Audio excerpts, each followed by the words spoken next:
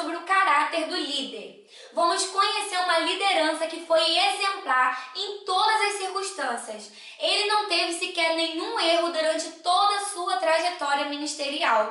Nós vamos conhecer um pouquinho mais sobre o ministério de Jesus.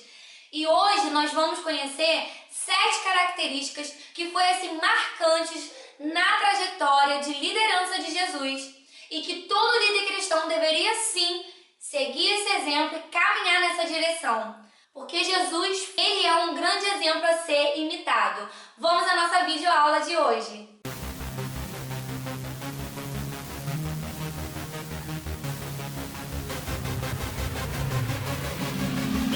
Primeiro, nós vamos entender o que é caráter.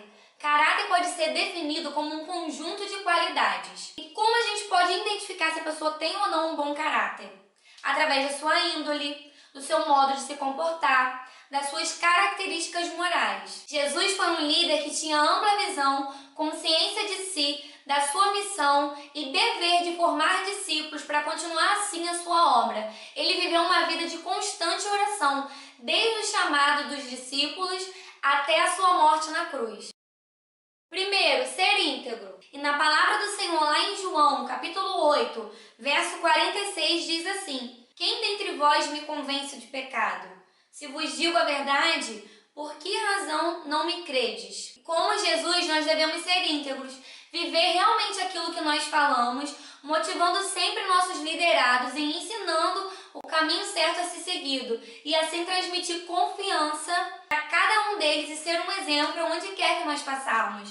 Já parou para pensar, você líder, como que você quer cobrar algo do seu liderado se você não faz? Um exemplo, você sempre chega atrasado nos cultos, nos ensaios e quer cobrar compromisso? Como que você quer cobrar para eles irem nos cultos durante a semana se você não vai? Ou como que você quer cobrar que eles venham ser realmente disciplinados ali, obedientes, se você não é obediente ao seu pastor, ao seu líder?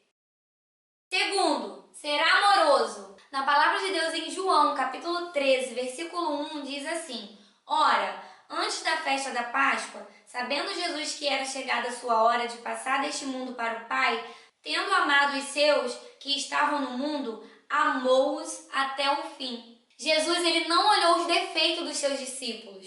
Você acha que ele não sabia que no meio daqueles discípulos ali, teria um que ia negar ele 3 vezes e outro que ia trair ele apenas com um beijo? Ele sabia sim, claro que ele sabia.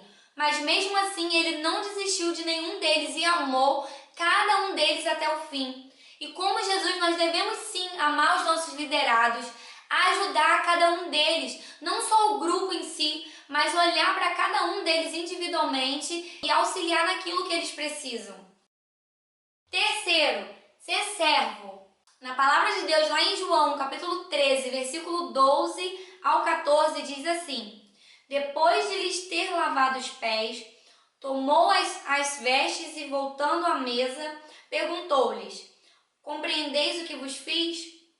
Vós me chamais o Mestre e o Senhor, e dizeis bem, porque eu sou.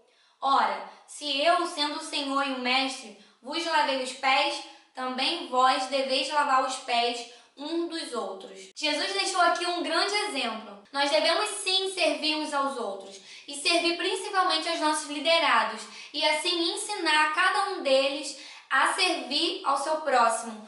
O líder que não gosta de servir, na minha opinião, ele não serve para ser líder. Porque o líder ele tem que servir sem esperar nada em troca. Quarto, ser corajoso. Lá na palavra de Deus, em Mateus, capítulo 23, versículo 13, diz assim: Ai de vós, escribas e fariseus hipócritas, porque fechais o reino dos céus diante dos homens, pois vós não entrais, nem deixais entrar os que estão entrando. Como Jesus, nós devemos ser corajosos. Ele não mediu esforços para cumprir sua missão. Ele não se intimidou na presença dos escribas nem dos fariseus. Pelo contrário, várias vezes ele advertiu eles. E quantas das vezes, muitos de nós, por ser confrontados, até mesmo por um amigo ou alguém que chega aí para poder falar com você, com palavras contrárias, tentando, tirar o nosso foco realmente daquilo que Deus nos chamou, e a gente às vezes acaba dando ouvido para essas pessoas e deixa assim de cumprir aquilo que Deus tem para nós. Nós devemos passar por essa situação e seguir realmente esse exemplo de Jesus e ser corajoso em todo o tempo, porque é Ele que nos fortalece. Quinto, ser fiel.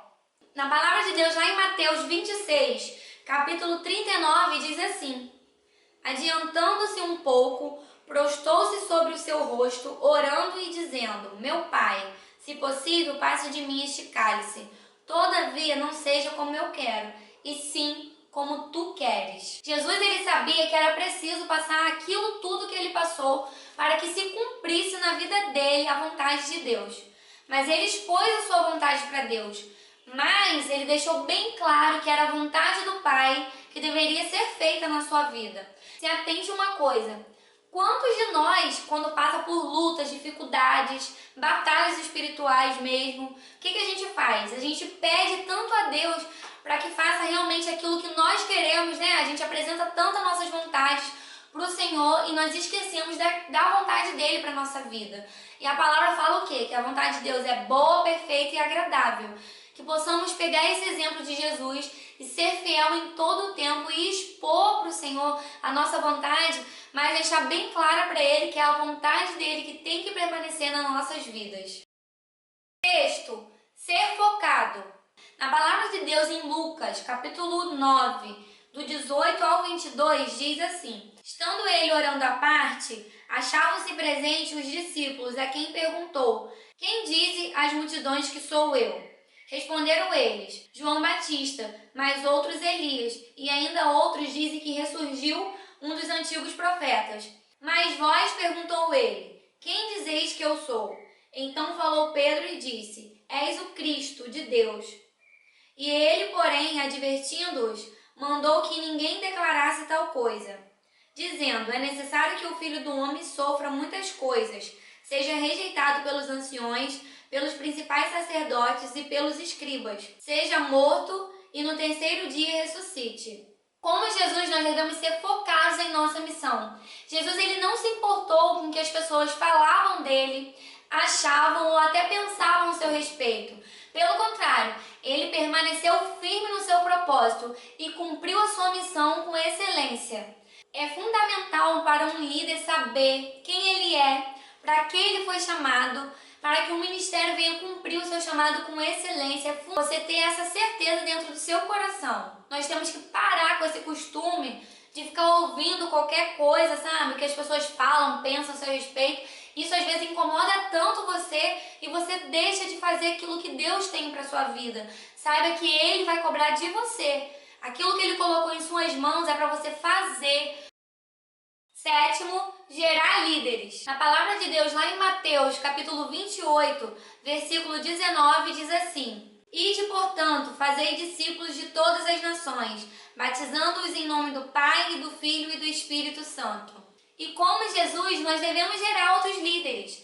A obra do Senhor, ela não para. Vai que de repente você precisa mudar, né, de cidade, ou Deus te leva para uma outra igreja, eu não sei. E como que vai ficar a sua equipe? Vai ficar sem ninguém? Não, a obra do Senhor, ela não para. É dever seu líder, gerar outros líderes. Ó, um exemplo, você pode pegar uma pessoa que está aí na sua equipe e quando você precisa dela, às vezes não é só nos dias do ensaio, ou um outro dia, você chega e conversa com ela e a pessoa nem pensa duas vezes: não, posso te ajudar sim. Sabe aquela pessoa que você pode contar sempre?